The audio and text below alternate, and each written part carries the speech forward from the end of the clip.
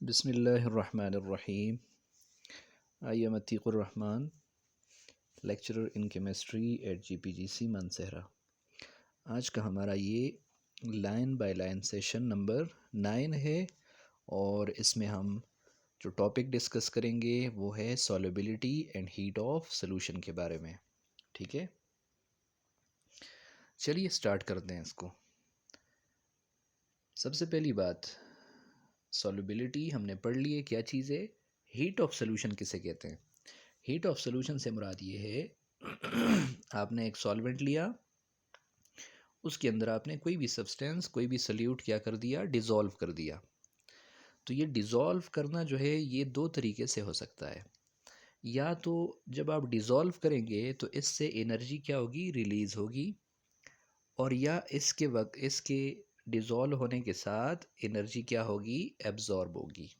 ठीक है, यही एनर्जी जो एब्जॉर्ब हो रही है या रिलीज़ हो रही है इसको कहा जाता है हीट ऑफ सॉल्यूशन। ठीक है, अब हीट ऑफ सॉल्यूशन जो है इसका एक रिलेशन है किसके साथ, सॉल्युबिलिटी के साथ, और इसी के बारे में ये टॉपिक है जो हम आज डिस्कस करेंगे। ठीक है, तो चलिए देखते हैं। कहता है the change in solubility with temperature is closely related to the heat of solution of the substance.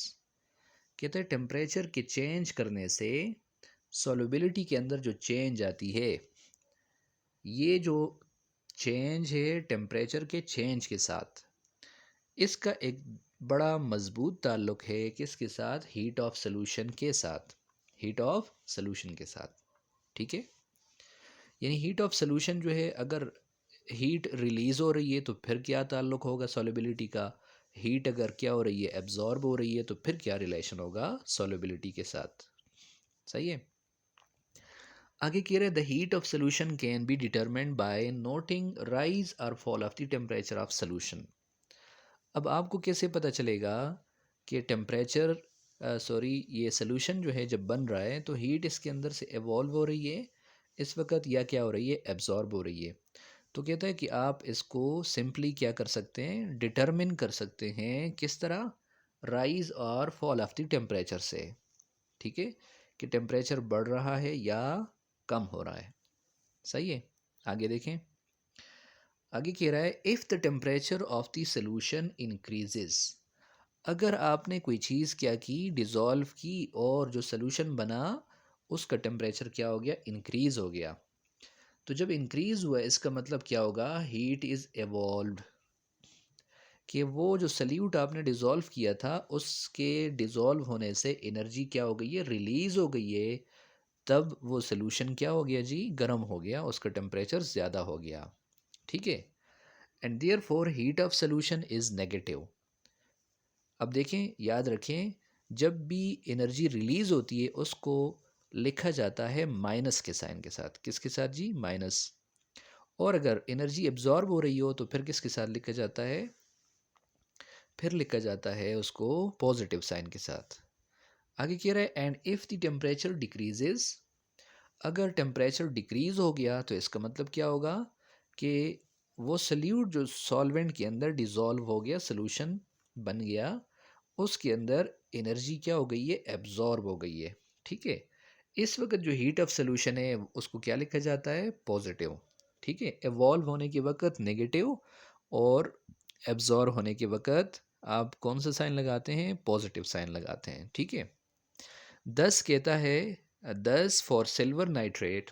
इस तरह सिल्वर नाइट्रेट के लिए, यानी अगर आप लें AgNO3 और उसको आप वाटर के अंदर डिज़ोल्व करें तो हीट ऑफ सोल्यूशन क्या होगी, पॉजिटिव। पॉजिटिव से मुराद क्या है, पॉजिटिव से मुराद ये है कि एनर्जी क्या हो गई है, एब्जॉर्ब हो गई है, और टेम्परेचर क्या हो गया है, कम हो गया है। ठीक है, whereas for lithium carbonate, जबकि लिथियम कार्बोनेट के लिए इट इज़ नेगेटिव।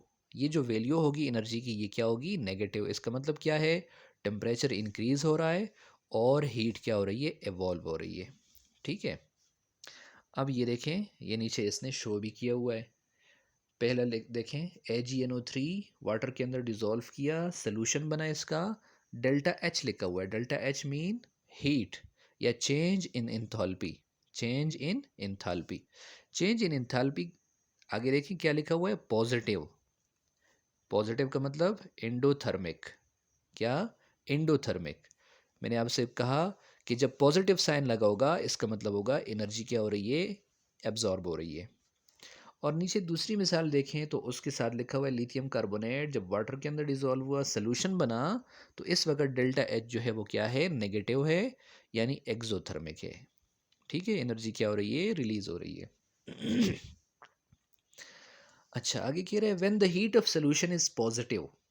अब देखें ये रिलेशन बता रहा है किसके साथ, सोलबिलिटी के साथ। कह रहे हैं कि जब सोल्यूशन की हीट हीट ऑफ सोल्यूशन जो है वो क्या हो, पॉजिटिव हो। पॉजिटिव से मुराद इंडोथर्मिक प्रोसेस हो रहा है, यानी एनर्जी क्या हो रही है, एब्जॉर्ब हो रही है। The solubility of substances increases with the increase in the temperature। क्या मतलब है इसका, देखें इसका मतलब समझें। मतलब इसका ये है, आपने लिया एक सॉल्वेंट, आपने लिया एक सॉल्वेंट, उसके अंदर आपने डिज़ोल्व किया एक सल्यूट, एक सल्यूट। ठीक है, और आपने देखा कि जैसे ये सल्यूट इसके अंदर डिज़ोल्व हो गया ना, तो डिज़ोल्व होने से इसके अंदर एनर्जी क्या हो गई, एब्जॉर्ब हो गई। क्या हो रही है, एब्जॉर्ब हो रही है।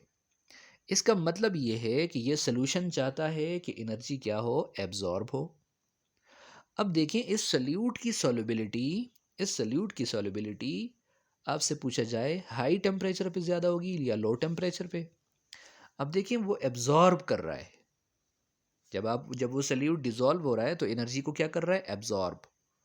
अब अगर आपने ठंडा पानी ले लिया तो देखें ठंडा पानी लेने से वो क्या नहीं करेगा, जल्दी क्या नहीं होगा, डिजोल्व नहीं होगा। और अगर आपने उसकी जगह पे गर्म का पानी ले लिया या इस सोल्यूशन को आपने हीट करना शुरू कर दिया, हीट करना शुरू कर दिया, तो सॉल्युबिलिटी क्या हो जाएगी, इंक्रीज हो जाएगी। सही है। इसकी एक मिसाल देख लें आप, मसलन अच्छा इससे पहले ये सुने, अगर इसके उलट काम हो गए, उलट से मुराद ये अगर आपने सल्यूट क्या कर दिया, डिज़ोल्व कर दिया और एनर्जी एब्जॉर्ब नहीं हो रही बल्कि क्या हो रही है, रिलीज़ हो रही है, बल्कि क्या हो रही है, रिलीज़ हो रही है। फिर उस वक्त सोल्युबिलिटी का क्या असर होगा, फिर उस वक्त टेम्परेचर को कम करने से सोल्युबिलिटी क्या होगी, इंक्रीज होगी। ठीक है, इसको एक मिसाल से आप समझें। आप बाज़ार से लेके आए चूना, जिसको आप चूना कहते हैं, ठीक है, आपने चूना करना था घर पे, वाइट वाश करना था, और उसके लिए आप लेके आए चूना, ठीक है, जिसको कहा जाता है क्विक लाइम। और आपने उसको क्या कर दिया, देखिए उसके पत्थर से होते हैं, वो लाके आपने पानी के अंदर क्या कर दिया, डिज़ोल्व कर दिया। अब पानी के अंदर डिज़ोल्व करने से क्या होता है, वो जो सोल्यूशन बनता है उसका टेम्परेचर क्या हो जाता है, इंक्रीज़ हो जाता है। इसका मतलब क्या हो रहा है, इसका मतलब ये है कि उससे एनर्जी क्या हो रही है, रिलीज़ हो रही है। उस वो जैसे उसके अंदर डिज़ोल्व हो रहा है ना चूना पानी के अंदर, तो एनर्जी क्या हो रही है, रिलीज़ हो रही है। अब आपसे कहा जाए कि ये जो चूना है ये अच्छा हल किसके अंदर होगा, ठंडे पानी के अंदर या गर्म पानी के अंदर। देखें वो पहले से इसके उसके पास इतनी एनर्जी है कि वो रिलीज़ करना चाह रहा है, तो फिर गर्म पानी के अंदर वो क्या नहीं होगा, अच्छा डिज़ोल्व नहीं होगा। ठंडे पानी के अंदर यानी लो टेम्परेचर के ऊपर वो क्या होगा, अच्छा डिज़ोल्व हो जाएगा। तो यही बात है कि जब सल्यूट वाटर के अंदर डिज़ोल्व हो रहा है और एनर्जी को एब्जॉर्ब कर रहा है, इसका मतलब वो एनर्जी को पसंद कर रहा है, तो फिर हाई टेम्परेचर पे उसकी सॉल्युबिलिटी ज़्यादा होगी। और अगर इसके उलट है, यानी सल्यूट जब डिज़ोल्व कर रहे हैं आप और एनर्जी क्या हो रही है, रिलीज़ हो रही है, तो फिर टेम्परेचर को कम करने से सॉल्युबिलिटी क्या होगी, इंक्रीज़ होगी। बस यही बात है और यही इस टॉपिक का मकसद है। ठीक है, अब देखें आगे यही बात लिखी हुई है, when the heat of solution is positive. जब हीट ऑफ सोल्यूशन पॉजिटिव हो यानी एनर्जी एब्जॉर्ब हो रही हो, the solubility of substance increases with the increase in the temperature. तो उस चीज़ की सॉल्युबिलिटी इंक्रीज होती है टेम्परेचर को इंक्रीज करने से, and decreases with the decrease in the temperature. और अगर ऐसी ही सिचुएशन है यानी एंडोथर्मिक प्रोसेस है, तो फिर उसकी सॉल्युबिलिटी डिक्रीज होती है टेम्परेचर को क्या करने से, डिक्रीज करने से। लेकिन बिल्कुल अगर इसके उलट हो जाए तो फिर बात ही सारी उलट हो जाएगी। But if the heat of solution is negative, लेकिन अगर हीट ऑफ सोल्यूशन नेगेटिव है मतलब एक्सोथर्मिक प्रोसेस है, तो फिर the solubility of substances decrease with the increase in the temperature and vice versa. तो यही बात लिखी हुई है जो हमने समझा दी। तो ये था आज का हमारा टॉपिक जो हीट ऑफ सोल्यूशन और सॉल्युबिलिटी के साथ क्या था, रिलेटेड था।